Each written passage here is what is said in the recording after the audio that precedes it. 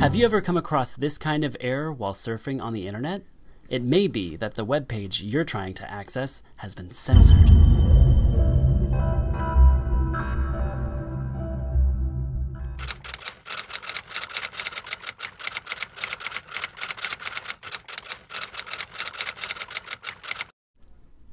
Contrary to popular belief, the internet is not as free and open as one might think.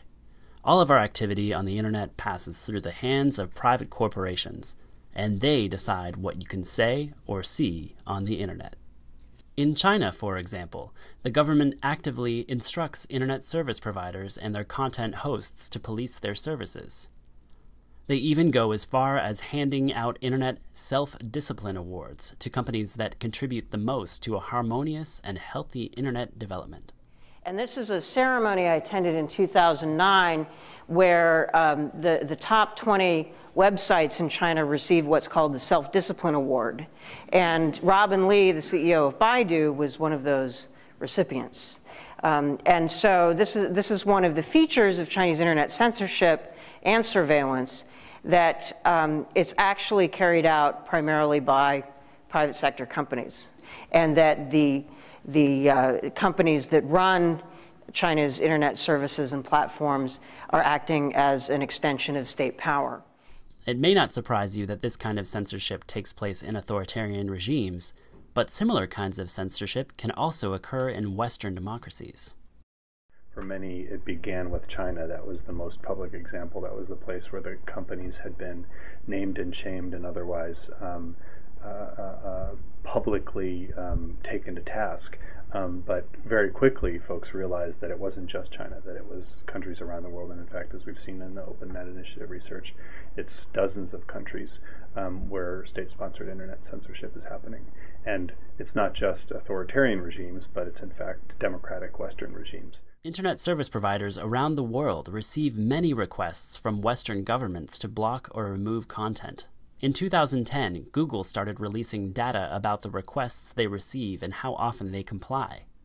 One of the great challenges that we all face in this space is the total lack of transparency as to what governments are requesting of companies, how companies are responding.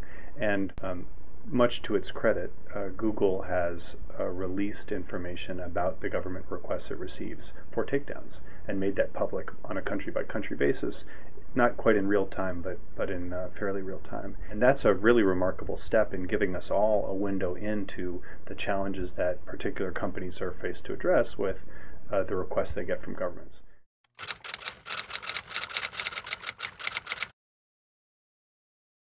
We're talking about corporations that serve as intermediaries, platforms for information flow between people and among people.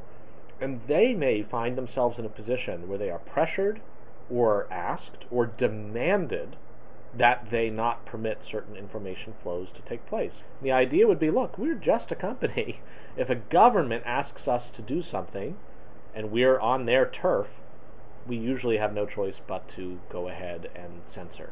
ISPs often remove or block content when governments ask, but they also do it without prompting or coercion. There are many examples of how private companies control the flow of information on their platforms, be it for legal, ethical, economic, or other reasons. Shortly after the so-called slut walks against male chauvinism in Brazil, it was reported that Facebook had removed pictures of the protest including bare-chested women. These images have since been deleted by Facebook for violating the Declaration of Rights and Responsibilities, as outlined by the online service. Flickr as well was caught removing content. In early 2011, Hossam El-Hamalawi discovered that Flickr deleted his uploaded photos of police officers from Egypt's state security force. He later learned that this happened because the pictures were taken by someone else, a violation of the site's community rules. Apple is also known for the severe control they exercise over their App Store. At its launch in 2008, Steve Jobs announced that the platform isn't open to every app, for a variety of reasons. Will there be limitations? Of course. There are going to be some apps that we're not going to distribute. The ambiguous unforeseen, in particular, gives Apple a free hand to filter as they see fit. Somebody came up with a baby shaking game on the iPhone. and offered it up in the store, and then a bunch of people said shaken baby syndrome is a serious problem. Apple, do the right thing, get rid of it. And Apple got rid of it. And I think that can be pretty dangerous, because now you've got highly risk-averse companies, like on the margin, what do they need this kind of pressure for? And they'll get rid of not just shaken baby, but as happened with Apple, they got rid of an app that was simply a countdown to the end of George W. Bush's presidential term. That's all it was just a timer called Freedom Time, to counting down to the end of an era, and instead of era. They didn't allow the app because they don't want to get in the crossfire, and that's dangerous for a healthy society. In short, people often look at the internet as a free and open public space. The reality, however, is that the vast majority of online space is privately owned. Online, people are limited to what internet service providers and content hosts allow them to do and see. Sometimes they restrict content because of government pressure, but sometimes they do it on their own initiative. We need to be aware that censorship is not just something that happens in authoritarian regimes, but actually occurs all over the world.